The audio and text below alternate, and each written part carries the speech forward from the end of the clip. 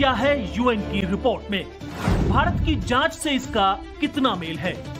और AQIS यानी al Qaeda को लेकर सबसे बड़ी चिंता क्या है? मैं इस वक्त लाल किले के उस इलाके में मौजूद हूं जहां नवंबर 2025 में हुए हमले ने पूरे देश को झकझोर कर रख दिया था। इस हमले की जांच भारतीय एजेंसियां कर रही हैं, लेकिन अब संयुक्त राष्ट्र की मॉनिटरिंग रिपोर्ट में हमले में AQIS का नाम जुड़ने से मामला इंटरनेशनल हो गया है। यूएन की 38वीं रिपोर्ट में साफ शब्दों में कहा गया है कि नवंबर 2025 में लाल किले पर हुआ हमला अलकायदा की हरकत थी। यानी जिस संगठन को लेकर भारत में जांच आगे बढ़ रही थी, उसी नेटवर्क का जिक्र संयुक्त राष्ट्र के आतंकवाद निगरानी तंत्र की रिपोर्ट में आया है। लेकिन इस रिपोर्ट को समझने के लिए हमें दो सवाल अलग अलग रखने होंगे। पहला सवाल, लाल किले के हमले के पीछे किस संगठन का नेटवर्क था? और दूसरा सवाल, अलकायदा अपने आप को किस तरह बदल रहा है? यहीं से इस कहानी का सबसे बड़ा सुरक्षा एंगल सामने आता है। यूएन सुरक्षा परिषद की analytical support and sanctions monitoring team की 38वीं रिपोर्ट 10 अगस्त 2026 को सर्कुलेट हुई। रिपोर्ट में AQIS को एक क्षेत्रीय आतंकवादी संगठन के रूप में विकसित होता बताया गया है।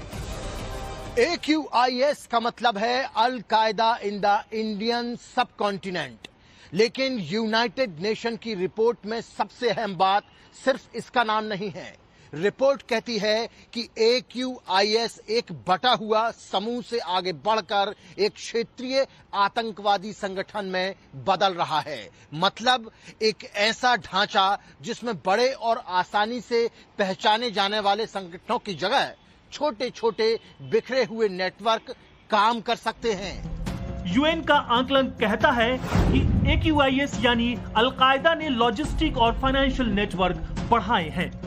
बड़े यूनिट्स की जगह संगठन छोटे समूहों में बंट गया है और अब छोटे और बिखरे हुए संगठन की तरह काम कर रहा है।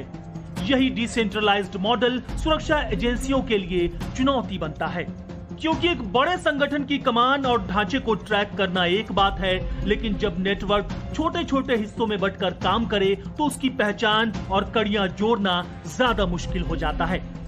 लाल किले के आसपास आज सुरक्षा का पूरा ढांचा अलग नजर आता है, लेकिन नवंबर 2025 के हमले ने एक सवाल खड़ा किया था। इतने संवेदनशील इलाके में आतंकी नेटवर्क किस तरह पहुंचा? अब यूएन रिपोर्ट ने जांच की इस दिशा में एक नया इंटरनेशनल रेफरेंस दिया है। हालांकि यहाँ एक सावधानी बेहद जरूरी है। यूएन मॉनिटरिंग टीम की रिपोर्ट भारतीय एजेंसी की जांच का विकल्प नहीं है। भारत में NIA की जांच और कानूनी प्रक्रिया अपनी जगह जारी है। मई 2026 में NIA ने इस मामले में करीब 7,500 पन्नों की चार्जशीट दाखिल की थी और 10 आरोपियों को नामजद किया था। जांच एजेंसी ने मामले में AGUH नेटवर्क का भी जिक्र किया था, जिसका AQIS से संबंध बताया गया है। यहाँ एक और अहम तथ्य है। फरवरी 2026 में आई पिछली यूएन मॉनिटरिंग रिपोर्ट में एक सदस्य देश के दावे के हवाले से जैश-ए-मोहम्मद को रेड फोर्ट ब्लास्ट से जोड़ा गया था। अब अगस्त 2026 की 38वीं रिपोर्ट में हमले के लिए अलकायदा को जिम्मेदार ठहराया गया है। अब सवाल ये है कि आखिर AQIS यानी अलकायदा इन द इंडियन सब कॉन्टिनेंट इतना महत्वपूर्ण क्यों है?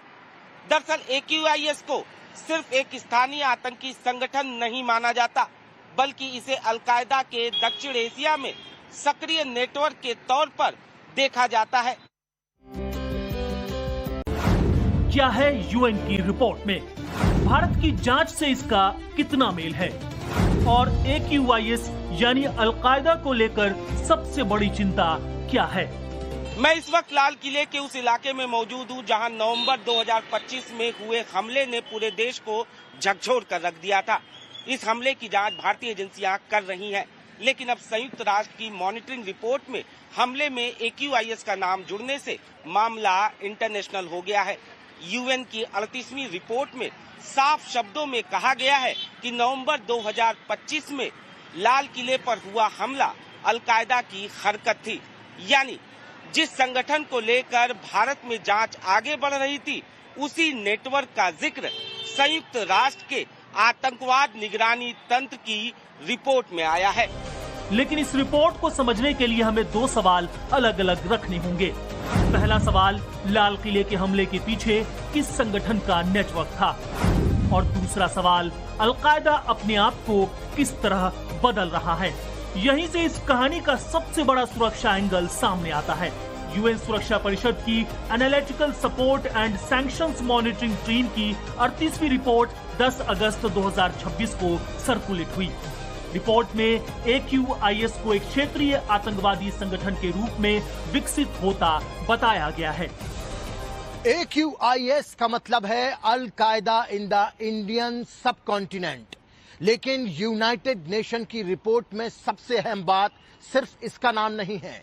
रिपोर्ट कहती है कि AQIS एक बटा हुआ समूह से आगे बढ़कर एक क्षेत्रीय आतंकवादी संगठन में बदल रहा है। मतलब एक ऐसा ढांचा जिसमें बड़े और आसानी से पहचाने जाने वाले संगठनों की जगह छोटे छोटे बिखरे हुए नेटवर्क काम कर सकते हैं। यूएन का आंकलन कहता है कि AQIS यानी अलकायदा ने लॉजिस्टिक और फाइनेंशियल नेटवर्क बढ़ाए हैं। बड़े यूनिट्स की जगह संगठन छोटे समूहों में बंट गया है और अब छोटे और बिखरे हुए संगठन की तरह काम कर रहा है। यही डिसेंट्रलाइज्ड मॉडल सुरक्षा एजेंसियों के लिए चुनौती बनता है, क्योंकि एक बड़े संगठन की कमान और ढांचे को ट्रैक करना एक बात है, लेकिन जब नेटवर्क छोटे छोटे हिस्सों में बंटकर काम करे तो उसकी पहचान और कड़ियां जोड़ना ज्यादा मुश्किल हो जाता है। लाल किले के आसपास आज सुरक्षा का पूरा ढांचा अलग नजर आता है, लेकिन नवंबर 2025 के हमले ने एक सवाल खड़ा किया था। इतने संवेदनशील इलाके में आतंकी नेटवर्क किस तरह पहुंचा?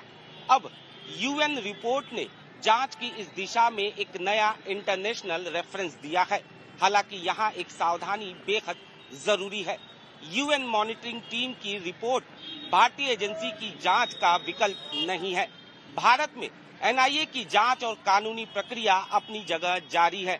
मई 2026 में NIA ने इस मामले में करीब 7,500 पन्नों की चार्जशीट दाखिल की थी और 10 आरोपियों को नामजद किया था। जांच एजेंसी ने मामले में AGUH नेटवर्क का भी जिक्र किया था, जिसका AQIS से संबंध बताया गया है। यहाँ एक और अहम तथ्य है।